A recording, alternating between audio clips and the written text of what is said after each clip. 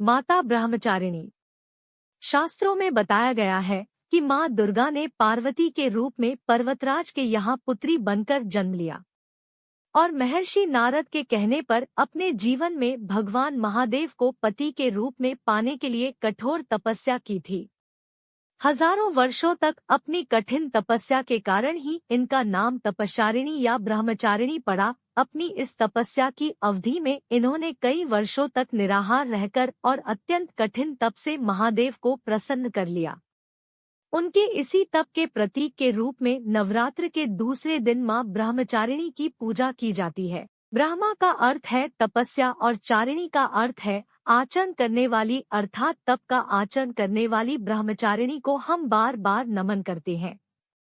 मां ब्रह्मचारिणी की पूजा अर्चना करने से सौभाग्य, आरोग्य, आत्मविश्वास, आयु और अभय की प्राप्ति होती है।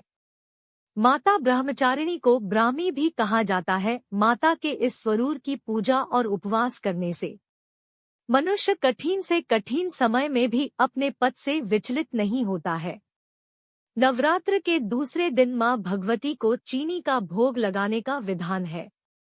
ऐसा विश्वास है कि चीनी के भोग से उपासक को लंबी आयु प्राप्त होती है और वह निरोगी रहता है तथा उसमें अच्छे विचारों का आगमन होता है और मां पार्वती के कठिन तप को मन में रखते हुए संघर्ष करने की प्रेरणा प्राप्त होती है। मां ब्रह्मचारिणी को पीला रंग बहुत प्रिय है, इसलिए माता की पूजा में पीले रंग के कपड़े पहनकर पूजा करनी चाहिए। साथ ही पीले रंग के वस्त्र और फूल अवश्य अर्पित करने चाहिए। पीला रंग मां के पालन पोषण करने वाले स्वभाव को दर्शाता है। साथ ही यह रंग सीखने और ज्ञान का संकेत है और उत्साह, खुशी और बुद्धि का प्रतीक माना जाता है। व्रत कथा चैनल को लाइक करें, शेयर करें, सब्सक्राइब करें।